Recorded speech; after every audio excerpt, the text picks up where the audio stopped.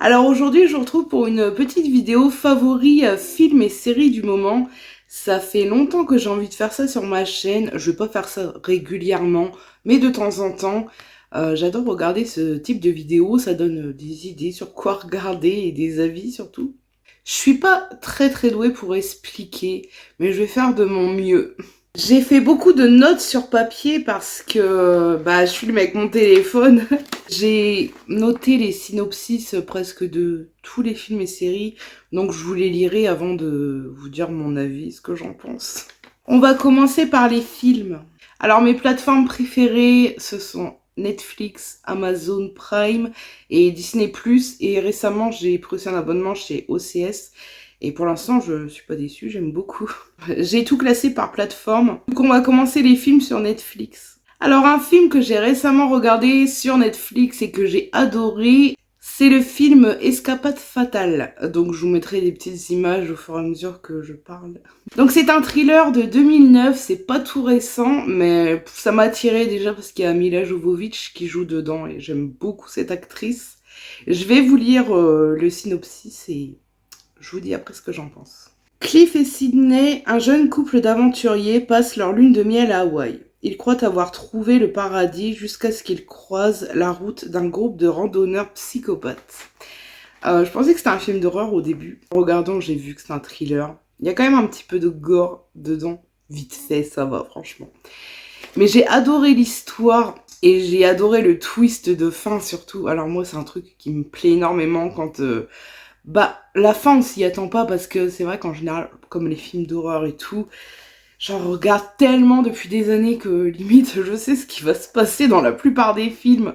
Bon, c'est un peu récurrent sur tous les sortes de films. Au bout d'un moment, quand on en consomme, on sait un peu à quoi s'attendre. Mais là, franchement, j'ai adoré. Déjà, ça se passe à Hawaï, donc il y a quand même des jolis décors.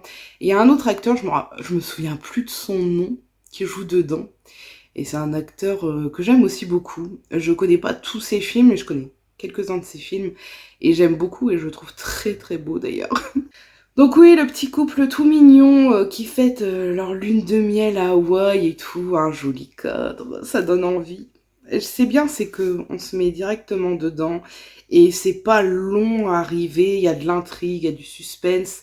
Il y a le truc aussi de méfiance, à presque chaque personnage on se demande est-ce que c'est lui le fou, c'est elle la folle. Et les gens ont l'air tous étranges dans ce film. C'est un truc de dingue. Forcément, ils mettent le doute sur presque tous les personnages pour qu'on ne se rende pas compte qui est le vrai fou dans l'histoire. Et à la fin, franchement, on s'y attend pas. Moi, le truc que je recherche dans les films et les séries, c'est d'avoir beaucoup d'émotions, que ça change beaucoup, que ce soit un peu comme les montagnes russes, que je ressente de la peine, de la tristesse, de la joie, de la peur, de l'énervement. Moi, c'est ce que j'aime, quoi, quand ça bouge et tout, que il y a plein d'émotions qui jaillissent du film. C'est ce que j'adore. C'est un petit thriller tranquille, sincèrement. C'est pas un truc de fou, c'est pas le film de l'année de 2009. Mais je vous dis, la fin, franchement, j'ai adoré. La fin, elle te laisse sur le cul, quoi. Tu dis, ah ouais, quand même. C'est surtout pour la fin qui m'a plu. Je me suis pas ennuyée tout le long du film. J'ai trouvé ça grave prenant, en fait. Mais à la fin, je me suis dit, ah ouais, c'est quand même un bon film, quoi. Il y a de la recherche. Bref, je vais pas m'étendre plus longtemps sur ce film-là. Ça a été un coup de cœur, mais j'en ai d'autres que j'ai beaucoup plus aimés. Le deuxième film, c'est Intrusion, toujours sur Netflix. Alors ça m'a fait penser... alors je suis désolée, encore une fois, s'il y a une mouche ou deux qui passe, je peux rien y faire. Je vais pas courir après pendant 3 heures pour les tuer.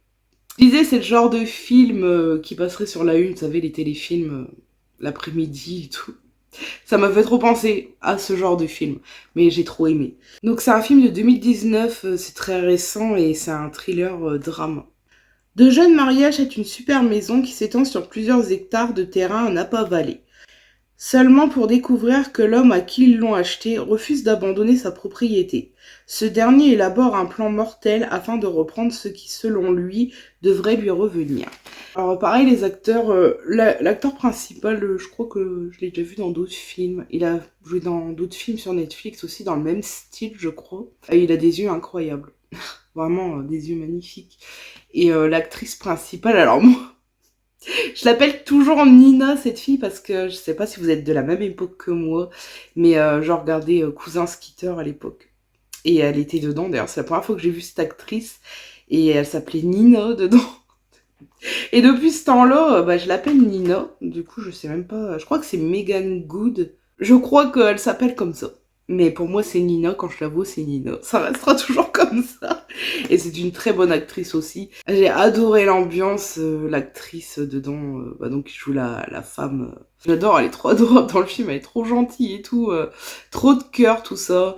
Bon, le mec, c'est le mec à la grande entreprise qui a fait des conneries dans le passé, on le sait. Hein.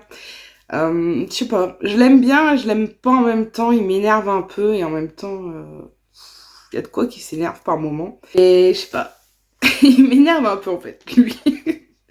Déjà parce que ça se voit que il lui a fait du mal alors qu'elle est toute gentille et tout, enfin bref. Alors le mec dedans, là, le fou, de toute façon on le voit dès le début qui c'est, y a rien à spoiler, mais alors lui franchement il fait trop flipper. Alors, dire, j'aimerais pas le rencontrer le soir en me promenant, hein, mais ouais il a des comportements très étranges, il arrête pas de venir chez eux quoi en fait, il s'incruste, il essaye de se faire pote et tout, il s'occupe du jardin, tout ça alors qu'ils ont acheté la maison, ils sont dedans, tout ça. Enfin il est trop flippant ce mec. Et la fin, bon, était pas mal aussi, mais ça fait plus petit téléfilm, et moi j'adore les téléfilms qui passent sur la une. Les téléfilms américains, j'aime trop. Donc ça fait penser à ce style-là, mais franchement c'est bien joué, c'est pas flippant, mais un petit peu quand même, parce que je me dis, oh, c'est des choses qui pourraient arriver en fait dans la vraie vie, ça se trouve qu'ils sont déjà arrivés à des personnes, mais ouais, le mec, vraiment, un sacré détraqué. Je vous le conseille, d'ailleurs, bah de toute façon je vous conseille tous les films et séries que je vous cite forcément, c'est mes coups de cœur. Franchement, ouais, un bon petit thriller à regarder, ouais, c'est franchement super sympa. Le troisième film, toujours sur Netflix, alors c'est le film La Mule. Donc c'est un film réalisé par Clint Eastwood, et j'en aurai deux avec Clint Eastwood dans ma liste. Donc c'est un film de 2018, donc récent quand même, et c'est dans la catégorie crime-drame. À plus de 80 ans, Earl Stone est aux abois. Il est non seulement fauché et seul, mais son entreprise risque d'être saisie. Il accepte alors d'être chauffeur, un petit boulot en apparence facile. Sauf que sans le savoir, il s'est engagé à être passeur de drogue par un cartel mexicain. Extrêmement performant, il transporte des cargaisons de plus en plus importantes, ce qui pousse les chefs du cartel, toujours méfiants, à lui imposer un supérieur chargé de le surveiller. Alors sincèrement, Clint Eastwood, c'est Clint Eastwood quoi. Je veux dire, c'est un très bon acteur et un très bon auteur aussi. Franchement, en général, dans les films, enfin du moins les deux films là que je vais vous présenter avec lui, je trouve que c'est un personnage détestable. Franchement. Alors dans celui-là, un peu moins, malgré que ce soit le père de famille qui a négligé toute sa vie, sa famille, pour bah, gérer son entreprise. Pareil, un mec qui batifole à droite à gauche, qui participe pas aux événements de sa famille, anniversaire et compagnie. Vraiment détestable. Jusqu'au jour bah, où il perd presque tout, du moins son entreprise. Comme quoi il décide de faire un petit boulot. Il sait pas trop ce que c'est au début, il regarde pas, hein. Mais ouais, il transporte de la drogue et c'est pas mal franchement comme film. Il est un petit peu long, il me semble. Je l'ai vu il y a pas longtemps, hein. Mais j'ai adoré, bah, j'aime bien l'ambiance gang, drogue, tout ça dans les films. Enfin, j'aime bien cet univers dans les films.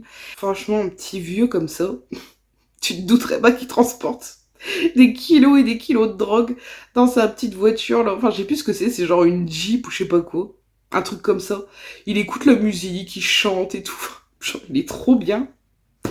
Mais ce film est quand même triste, il y a des passages assez tristes dedans. Il est bien, c'est un très bon film je trouve. Il fait toujours quand même des rôles assez vieux de la vieille quoi. C'est vraiment le vieux avec les principes de dans le temps, les valeurs de dans le temps, vraiment américain, ancien américain là. Enfin je sais pas comment expliquer, avec des limites racistes et un peu misogynes mais... Sinon, ouais, franchement, j'ai bien aimé ce film. Limite, il fait un peu mal au cœur par moment. Surtout vers la fin et tout, il fait un peu mal au cœur. C'est dingue parce que lui, il arrive à faire des personnages détestables, je trouve. On arrive quand même à ressentir de l'empathie pour lui, quoi. Alors que le mec c'est vraiment un connard pas fini, quoi. Je sais pas comment il fait. Mais ouais, ce film est vraiment, vraiment bien. Si vous aimez ce genre d'ambiance, de gang et compagnie, vous pouvez foncer. C'est vraiment un très, très bon film. Toujours sur Netflix, un film d'horreur. C'est le film Incantation. Il est extrêmement récent, il est de cette année. C'est un horror fun footage.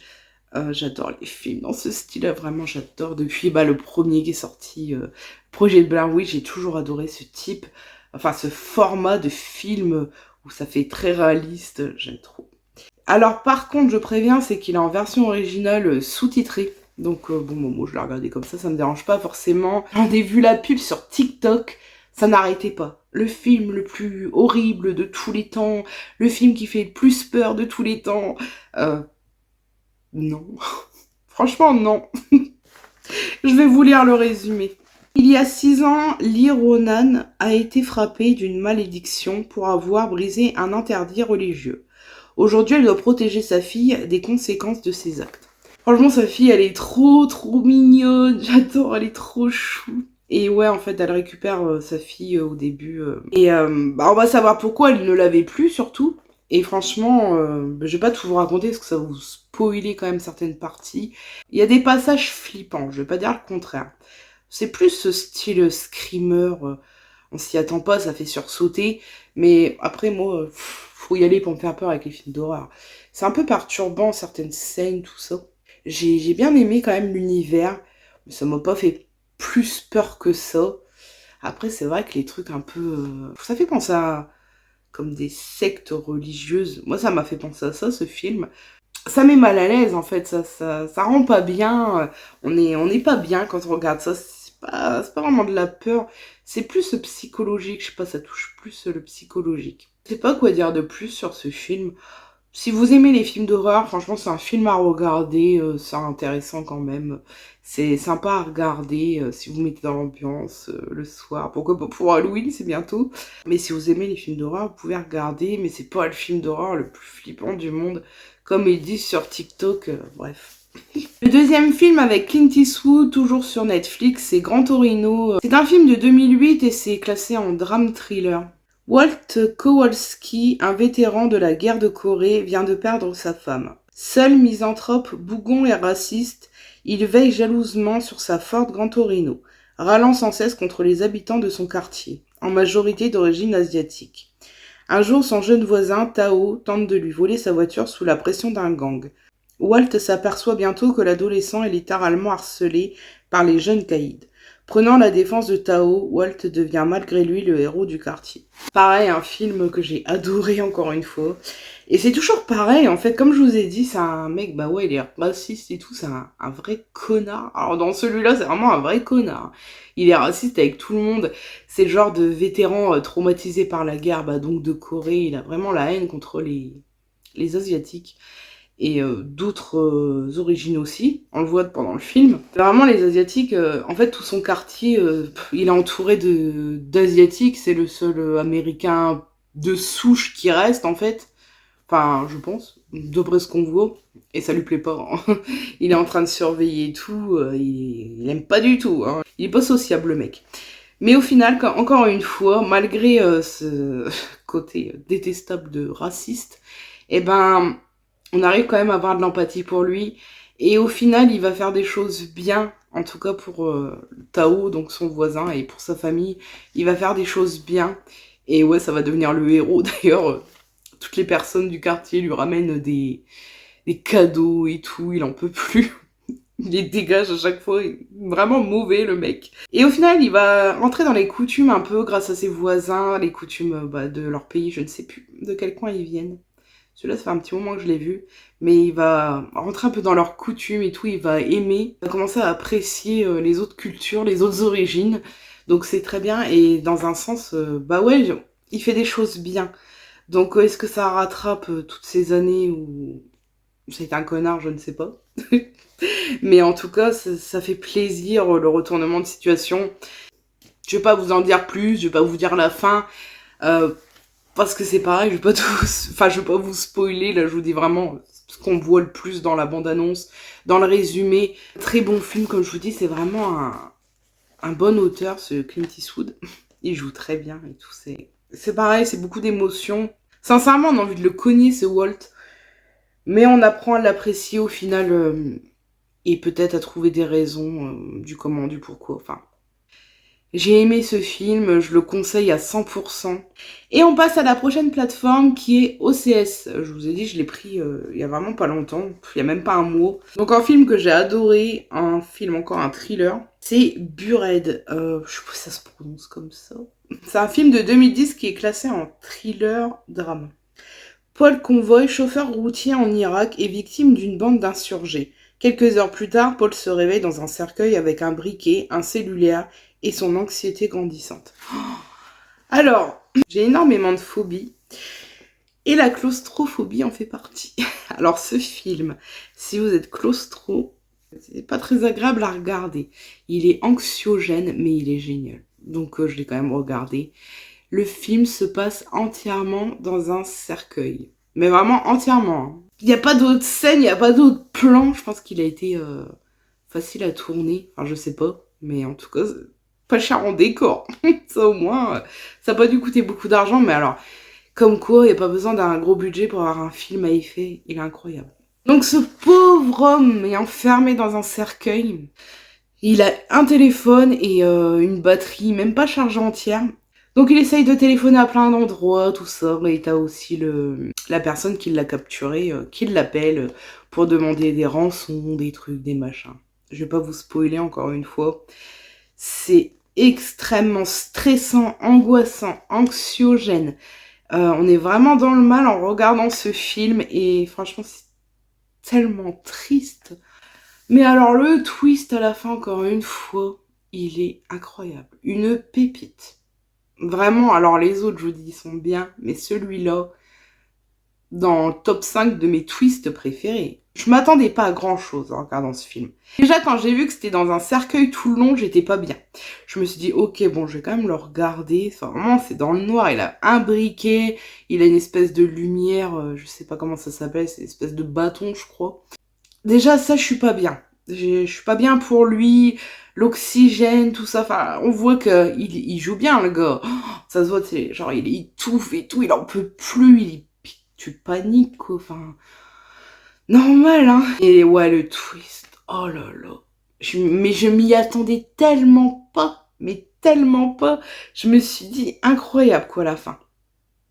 Le film, pas plein de décors, pas plein d'effets, pas plein de personnes. On a une seule personne qu'on suit, c'est cette personne qui est dans le cercueil. On entend des gens au téléphone, sa femme, d'autres trucs. Je veux dire, c'est un plan, quoi. C'est un plan de truc. Ce film est une pépite. Je crois que sur OCS, ils l'ont enlevé, mais vous pouvez peut-être le retrouver ailleurs. Il faut absolument regarder ce film. Je vous dis, c'est une vraie pépite. Deuxième film que j'ai regardé sur OCS, c'est Paranormal Activity Next of Kin. C'est de 2021 et c'est classé en horreur surnaturelle. Margot, une jeune femme qui a grandi dans une famille adoptive, reçoit un jour une lettre d'un certain Samuel, qui se présente comme un membre de sa famille biologique. En compagnie de ses amis Sarah et Chris, elle décide de répondre à son invitation. Pour Chris, c'est l'occasion de tourner un documentaire. Quand ils arrivent sur place, ils se retrouvent au milieu d'une communauté amish. Tout d'abord charmée, Margot commence à comprendre qu'il se passe quelque chose d'inquiétant. Je ne savais même pas qu'il y avait un nouveau Paranormal Activity. Je pensais qu'ils avaient arrêté après le dernier Dimension, je sais pas quoi, je sais plus. Je pensais que c'était vraiment le dernier de la saga. Et au final, j'ai vu celui-là sur OCS, j'en ai même pas entendu parler. Nulle part. Donc je l'ai regardé, c'est vraiment toujours la même ambiance de Paranormal Activity, mais alors aucun rapport avec les autres, en tout cas je n'en ai pas vu. Bon c'est vrai que je l'ai regardé, je faisais d'autres choses en même temps, mais j'ai quand même bien regardé. Et alors dans les Paranormal Activity en général il y a toujours un rapport avec... Tous les films ont un rapport les uns avec les autres. Celui-là j'ai rien vu du tout. Mais aucun rapport. Il est pas mal, franchement, il se laisse regarder. Il est flippant, oui et non, il y a des petites scènes sympathiques, un peu d'horreur. La fin est pas mal, franchement, la fin est pas mal du tout. J'ai bien aimé, c'est quand même un coup de cœur parce que j'adore la saga Paranormal Activity, mais c'est pas mon préféré. Mon préféré, c'est The Mark One. Ça se passe dans la communauté mexicaine. Ah, celui-là, c'était un gros coup de cœur. Je les aime tous, hein. Et celui qui m'a fait le plus flipper, c'est le 3. Franchement, à l'époque, il m'avait fait flipper, celui-là. Mais vraiment, The Mark One, c'est mon préféré de tous. Celui-là, il est pas mal, hein. Il se laisse regarder, vraiment. Et c'est sympa, le truc, que ce soit dans une communauté amiche, là. Ouais, ça change un peu. Mais rien d'extraordinaire, franchement. Juste parce que c'est à la suite des Paranormal Activity, je l'ai mis dans mes coups de cœur. Je suis en train de le regarder là en ce moment, en plus j'ai mis sur pause et je le regarde une deuxième fois pour voir si je trouve pas des détails avec les autres. Pour l'instant non. Mais si vous aimez les Paranormal Activity, je vous invite à le regarder. Il est toujours sur OCS, sinon sur Amazon Prime et payant en location. On va passer aux séries, donc sur Netflix. J'ai regardé il y a quelques jours donc la série sur le tueur en série Jeffrey Dahmer. Donc qui s'intitule Dahmer, qui est joué par Evan Peters, qui est incroyable. Moi je l'ai connu dans American... j'allais dire American Story X, n'importe quoi. American Horror Story. Je l'adore depuis tout ce temps-là, donc j'étais pressée de regarder. J'adore regarder les séries sur les meurtriers, mais forcément quand il y a un acteur que j'aime, bah, j'ai encore plus envie de regarder. J'ai tout regardé en une journée. J'ai trop aimé, j'étais à fond dedans. Cet acteur est vraiment incroyable. J'ai déjà entendu l'histoire de Jeffrey Dahmer sur des chaînes YouTube spécialisées dans le true crime et tout. Et j'ai trouvé que c'était un personnage horrible aussi. Ça n'a pas changé. Mais quand on le voit en film, en série, c'est pas pareil. Encore plus immergé dans le truc. Et c'est encore plus terrifiant, je trouve, d'avoir les images, même si ce sont pas les vrais, Dieu merci, mais d'avoir le contexte, d'avoir l'appartement, comment ça a été fait, enfin, cette boucherie, cette horreur. C'est encore pire. Ça m'a fait beaucoup de peine, j'ai même lâché quelques larmes. Je pense que tout le monde a pleuré ou déprimé, surtout à un épisode précis. Je pense que c'est le même pour tout le monde. Toutes les victimes, ça a été triste, mais c'est vrai que lui, plus triste que les autres. Beaucoup plus triste. Pour moi, le karma a fait quand même sa petite affaire. J'ai remarqué qu'au début, son premier meurtre, quand il a 16 ans ou 17 ans, je ne sais plus, il tue un jeune homme avec un haltère. Et en prison, il se fait tuer avec une barre d'haltère. Je pense que le karma y a joué pour quelque chose dans cette histoire. Le gamin de 14 ans, là, quel énervement, c'est contre les flics, là. Cette série est très dure à regarder, je trouve. Même quand on connaît cette abomination de la nature. Evan Peters est vraiment incroyable dans cette série. Le personnage, il fait froid dans le dos. Il fait froid dans le dos. De toute façon, je l'ai toujours connu dans des rôles de psychopathe, lui, je crois. Donc, ça m'a pas étonné de le voir dans ce rôle-là. Ce qui m'énerve un peu plus, c'est qu'actuellement, je vois beaucoup de TikTok.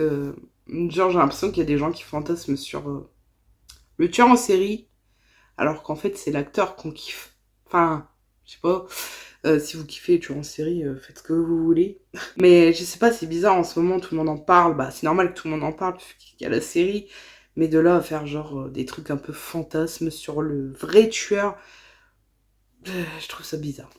En tout cas, une série à ne pas louper, à regarder au moins une fois. Mais vraiment une super bonne série. D'ailleurs, je crois que c'est le mec qui a fait les American Horror Story qui a fait cette série. Et je pense même être sûre que c'est lui parce que ça se ressent, comment c'est filmé, les détails et tout. C'est creepy à souhait. En parlant d'American Horror Story sur Disney+, je suis en train de continuer mes American Horror Story. J'avais arrêté à la saison 5 l'année dernière, j'ai repris du coup la saison 6. La saison 6, alors c'était quoi le nom? Je vous mettrai là de toute façon. Désolée, ça me gratte. Saison 6, au début j'ai eu du mal le premier épisode, je me suis dit, c'est comme l'hôtel. Premier épisode, deuxième épisode, j'ai dit ouais, bof, non pas terrible, au final, incroyable.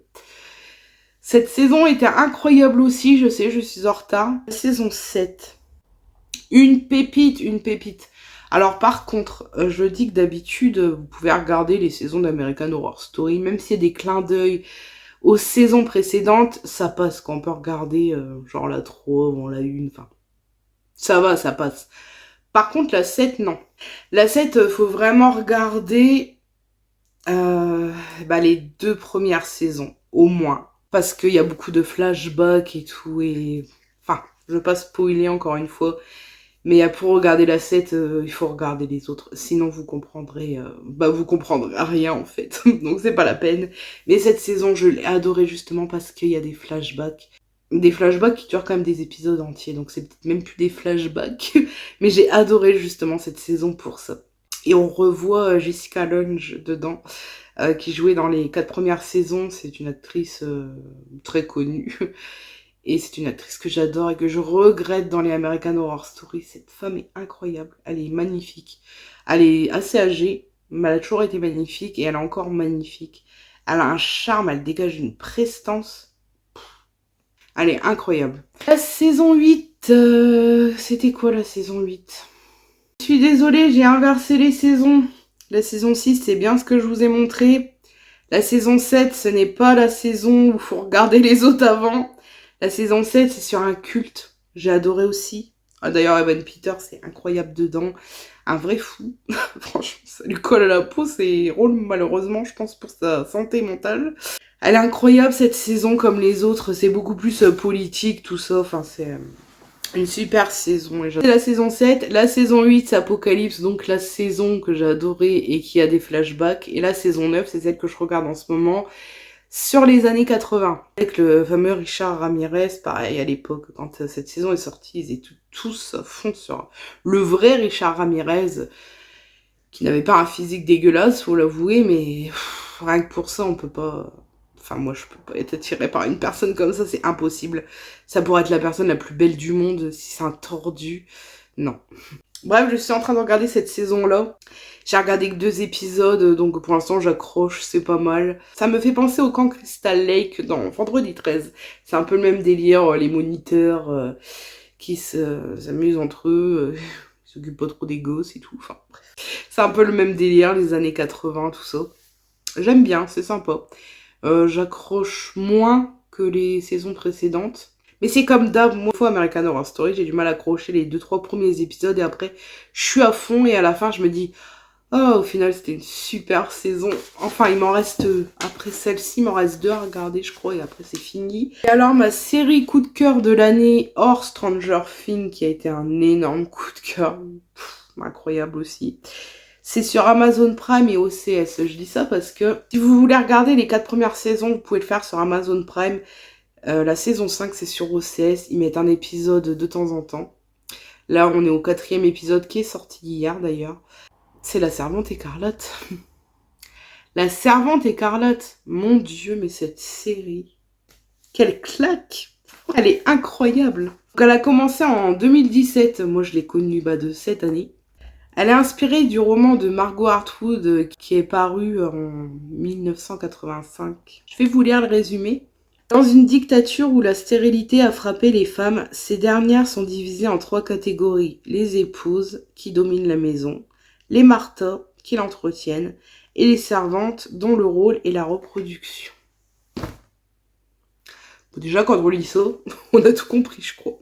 L'actrice, je la connais, qui incarne donc June Osborne, c'est le personnage principal que l'on suit pendant toutes les saisons. Je l'ai connue, cette actrice, quand j'ai vu la série La Servante Écarlate. Je me suis dit, je connais cette tête. Et j'ai recherché un peu dans ma tête, et le film Une vie volée, c'est le titre en français. Un film qui date des années 90 avec Winona Ryder, Angelina Jolie, Brittany Murphy, enfin plusieurs actrices connues, dont cette actrice-là, que je ne connais pas le nom, mais je l'ai reconnue.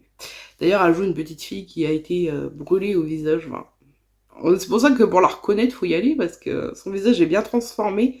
Mais je l'ai reconnue tout de suite. Je sais pas, les yeux, le nez, les dents, ça m'a fait tilt. Donc on suit tout le long cette fameuse June Osborne. Ça commence direct, on est directement dans le vif du sujet. Et tout au long des saisons, on a plusieurs flashbacks pour voir comment on en est arrivé là. Le truc qui me fait flipper dans cette série, je vous assure, c'est vraiment le truc qui me fait flipper, c'est que ça pourrait arriver. Ça pourrait être réel.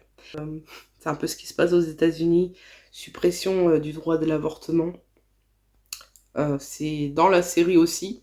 D'ailleurs, ils ont fait une campagne tous ensemble, acteurs et actrices de cette série, pour lutter contre cette loi ignoble. Par contre, dans le truc un peu drôle, Florence Foresti, elle a fait une parodie qui est à mourir de rire. Mais il faut connaître la série avant forcément pour rigoler. Donc tout se passe dans une... c'est pas une ville, parce qu'en fait tout est dicté par la religion. La religion, elle a pris le dessus sur la politique. C'est que aux États-Unis au début, une grosse partie des États-Unis, en fait ça s'appelle Gilead. Il n'y a plus de ville, il n'y a plus rien. Il n'y a plus les noms, vous savez, des lignes de tramway, les pancartes, il n'y a plus rien, ça s'appelle Gilead. C'est dirigé que par des hommes. T'es une femme, t'as juste le droit de fermer ta... Voilà.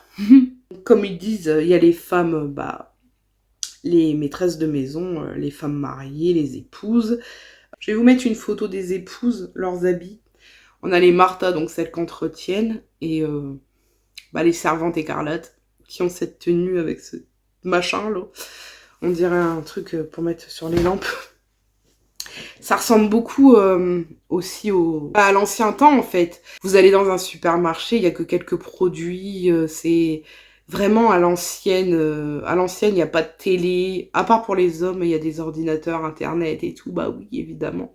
Les femmes n'ont pas le droit de lire, pas le droit d'écrire. Bref, je vais pas tout vous spoiler. Mais donc June est une servante écarlate, donc elle est là pour reproduction. Donc pour donner un enfant à une femme qui est stérile. Au début, on la voit dans la famille dans laquelle elle va être pendant plusieurs saisons. Et donc, tous les mois, pendant l'ovulation, elle va se faire violer. Clairement violer. Alors pour eux, c'est quelque chose de mécanique, ils ne doivent pas se regarder. On a l'épouse qui tient les bras de la servante pendant que l'homme fait ce qu'il a à faire, malheureusement. Ils se regardent pas, c'est comme une action mécanique, bien sûr. Et donc, ces scènes-là sont très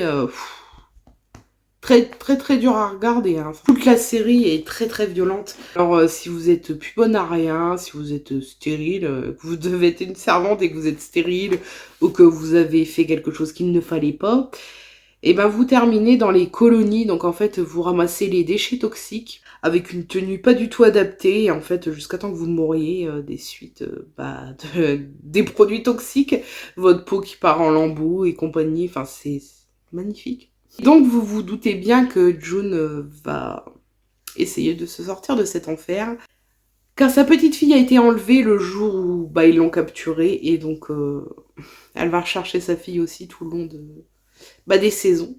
Enfin, toutes les saisons sont incroyables. Hein. La 1 vous laisse complètement sur le cul, la 2 aussi.